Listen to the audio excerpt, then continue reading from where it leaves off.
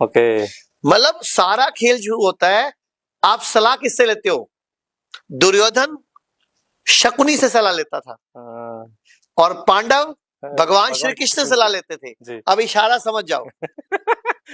आपका सलाहकार जो है भगवान कृष्ण होना चाहिए, ना कि शकुनी। और भगवान श्री कृष्ण ने भगवत गीता में साफ साफ कहा है, जी, युक्ताहार विहारस्य जी, युक्त चेष्टसु कर्मसु जी, युक्त स्वप्न बोधस्य योगो भवति दुखा।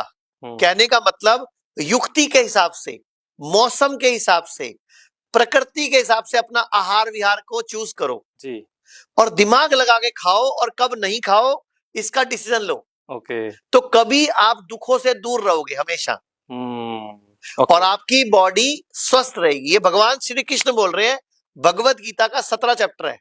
पढ़ता कौन है, समझ से ही भी तो ना। मैंने दोबारा बताता हूँ, युक्ताहार विहारस्य जी, युक्त चेष्टसु कर्मसु के नाम से गूगल पे सर्च मार लो, जी, आपको भगवत गीता का श्लोक मिल जाएगा कि जी। युक्ति, दिमाग इस्तेमाल करो खाने पीने आहार और विहार में। जी, मतलब सोने का टाइम, उठने का टाइम, जागने का टाइम, जी, ये आपका डिसीजन होना चाहिए किस टाइम।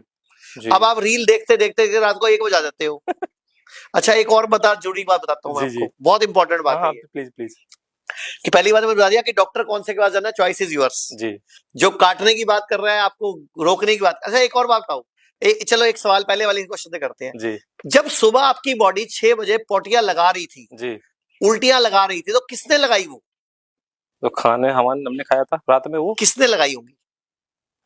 जो हमारे अंदर बॉडी के कौन सा हिस्सा इंटेलिजेंट है? ये है वैसे तो अगर बॉडी ब्रेन से पूछती जी। कि अंदर से पोटियां लगाऊं, तो ब्रेन तो ये बोलता, ना ना गुलाब जामुन है, हाँ। निकाल लेनी, रसगुल्ले है, निकाल लेनी, जी। जलेबियां थी, हाँ। दिल्ली में बीटीडब्ल्यू वाले की टिक्की थी, बिट्टू निकाल टिक्की लेनी। वाला। तो ब्रेन तो मरवा देता उस दिन। जी, जी। फिर भी बॉडी ने पोटियां लगाई। गट इज अवर सेकंड ब्रेन। इसी पे मेरा एक सवाल था, मैं ये बात आपसे बोलने वाला था इसी के जस्ट बाद, कि हमारे गट को जो है हमारा दूसरा दिमाग कहा जाता है। और मैंने पढ़ा भी है, और जो आप जैसे हेल्थ एक्सपर्ट उन्होंने बोला भी है कि जो हमारे दिमाग में जो न्यूरॉन्स का जो ट्रांसमीटर होता है, गट उसमें बहुत अच्छा आपका रोल प्ले करता है। तो गट के बारे में थोड़ा सा बताइए, गट हेल्थ को ये लेकर के थोड़ा सा। देखो, gut is our second brain. जी, मैं आपको बोलूं, gut is our most intelligent brain. जी, मतलब इस ब्रेन से भी ज्यादा इंटेलिजेंट ब्रेन ये है। गट। ये जो आंखों के ऊपर वाला हिस्सा है, ये एक ब्रेन है। जी, अगर बॉडी को पोटियां लगानी थी और बॉडी इस ब्रेन से पूछती, तो ये क्या कहता? नहीं लगानी। नहीं लगानी। लेकिन उस टाइम पे अगर बॉडी पोटियां नहीं लगाती, तो बॉडी में इतना एसिड लेवल इकट्ठा हुआ था, आपकी हार्ट अटैक से, ब्रेन स्ट्रोक से डेथ हो सकती थी, क्योंकि एसिड बढ़ गया बॉडी में। एसिड और एल्कलिनिटी का बैलेंस पता ही आपको। जी, जी, एसिड बैलेंस बढ़ गया, तो जी। बॉडी ने मजबूरी में, गट ने, जो हमारे गुड बैक्टीरिया है, जी, जो हमारी शक्ति है, हमारी जी। सेना है, उसने डिसीजन लिया, नो ब्रेन की मत सुन भाई, चक्के मशीन शुरू कर।